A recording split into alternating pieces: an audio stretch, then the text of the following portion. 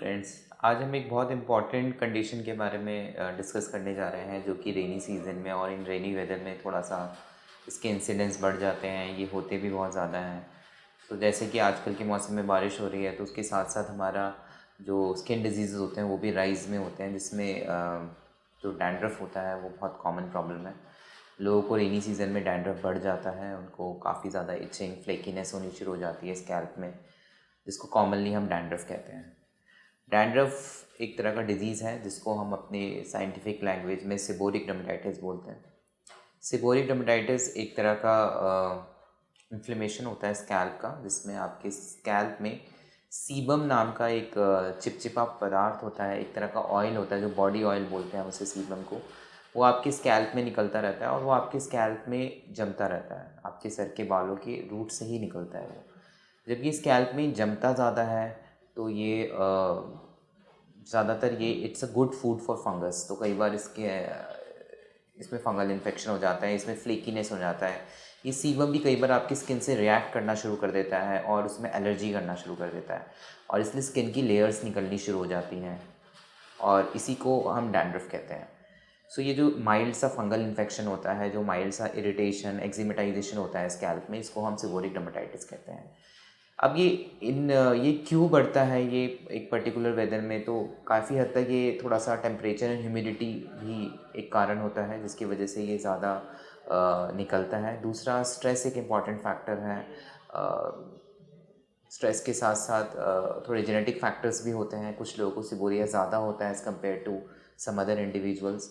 और साथ ही में there are certain various factors जिसमें stress, diet, environmental factors, working condition, lifestyle. So I properly मतलब बहुत पॉपुलरली मैं अपने पेशेंट्स को ये कहता हूँ कि seborrhoeic dermatitis and acne is nothing but it's a lifestyle disease. So if you have a healthy lifestyle you will definitely have a lower incidence of the disease and आपको इनकी severity कम होती है।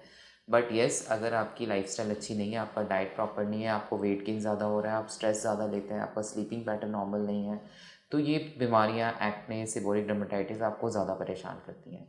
सो I will advise my all patients कि अगर आपको dandruff की problem है तो आप अपना लाइफस्टाइल को मॉडिफाई करें। लाइफस्टाइल मॉडिफिकेशंस बहुत ज़रूरी हैं।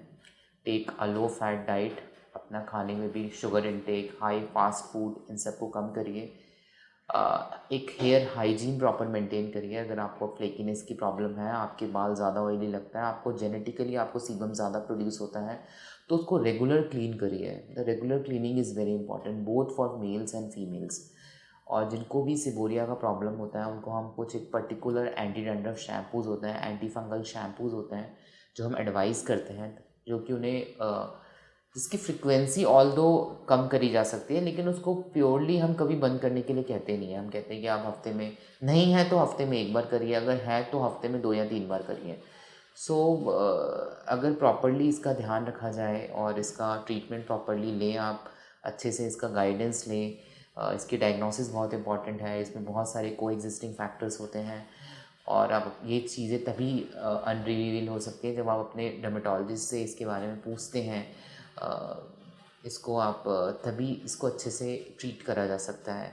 सो आई होप कि कुछ इन्फॉर्मेशन आपके लिए वैल्यूएबल होगा। अगर आपकी कुछ क्वेरीज़ हैं, कुछ आपके डाउट्स हैं, तो आप हमें मैसेज कर सकते हैं, अपना फीडबैक कर सकते हैं हमारे लिए। And you can contact us if you have severe seborrhoeic dermatitis. आपको ये प्रॉब्लम अगर क्रॉनिकली रहती है तो हमें आपके लिए इसका क्योर करने की कोशिश करेंगे। आप हमसे आकर इसका ट्रीटमेंट ले सकते हैं। एंड डेफिनेटली अगर आप जो चीज़ मैंने आपको बताई है आप उन्हें फॉलो करते हैं तो आपको ये रेनी सीज़न में डैंड्रफ कम से कम होगा, और अगर होगा भी तो वो ट्रीट मतलब वो काफ़ी हद तक आपको कम परेशान करेगा। Thank you.